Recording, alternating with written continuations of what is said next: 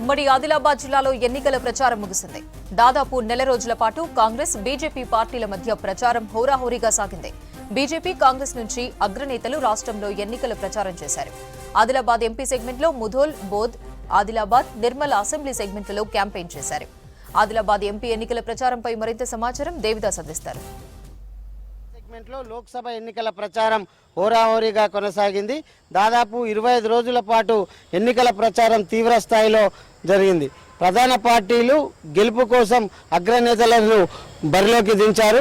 ఎన్నికల ప్రచారాన్ని చేపట్టారు.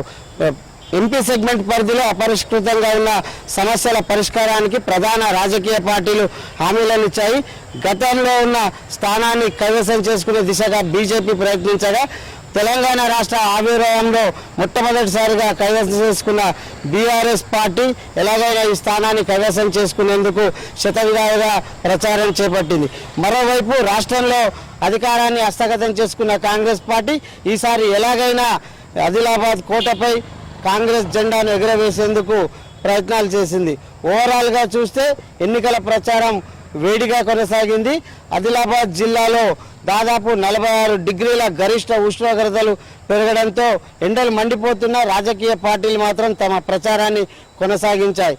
ఈ ఎన్నికల ప్రచారంపై ఎండల ఎఫెక్ట్ పడడంతో మధ్యాహ్నం వేళల్లో ప్రచారానికి స్వస్తి పలికారు అభ్యర్థులు. ఓవరాల్గా చూస్తే దాదాపు 25 రోజుల పాటు జరిగిన ఎన్నికల ప్రచారంలో ఉదయం, సాయంత్రం పార్టీల అభ్యర్థులు 7 అసెంబ్లీలోని పరిధిలో తమ పార్టీల ప్రచారాన్ని నిర్వహించారు. ఎన్నికల ప్రచారంలో కాంగ్రెస్ పార్టీ ముందంజలో ఉందని చెప్పొచ్చు. కాంగ్రెస్ పార్టీ అభ్యర్థి సుగుణ అన్ని పార్లమెంట్ సెగ్మెంట్లో 2 సార్లు పర్యటించి అందరికంటే ప్రచారంలో ముందంజలో ఉన్నారు. రాష్ట్ర మంత్రి సీతక్క దాదాపు 65 రోజుల పాటు ఆదిలాబాద్ ఎంపీ సెగ్మెంట్లో విస్తృతంగా పర్యటించి కాంగ్రెస్ ఎన్నికల ప్రచారాన్ని నిర్వహించారు. ఎలాగైనా కాంగ్రెస్ పార్టీ ఆదిలాబాద్ ఎంపీ స్థానాన్ని హస్తగతం చేసుకునే దిశగా రాష్ట్ర మంత్రి సీతక్క పావులు కదిపారని చెప్పవచ్చు. మరోవైపు బీఆర్ఎస్ పార్టీ ఎన్నికల ప్రచారంలో వెనుకబడి ఉందనే చెప్పవచ్చు. ఎందుకంటే ఈ పార్టీలు ఆదిలాబాద్ ఎంపీ సెగ్మెంట్లో 2 స్థానాల్లోనే పార్టీకి చెందిన ఎమ్మెల్యేలు ఉన్నారు. బోత్ ఎమ్మెల్యే అనిల్ జాదవ్ లంబాడా కావడంతో గోండు నేతకు పూర్తి స్థాయిలో సపోర్ట్ చేయలేదనే ప్రచారం జరిగింది. ఈ నేపథ్యంలో బీఆర్ఎస్ పార్టీ అభ్యర్థి ఆశించిన స్థాయిలో పోటీ ఇవ్వలేదనే చెప్పవచ్చు.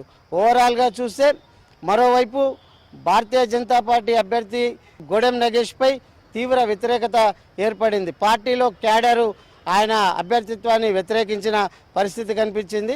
పార్టీలో ఎంపీ టికెట్ ఆశించిన 43 మంది ఆశావాహులను కాదని వారం రోజుల క్రితమే చేరిన గోడెం నగేష్ని పార్టీ అభ్యర్థిగా ప్రకటించింది.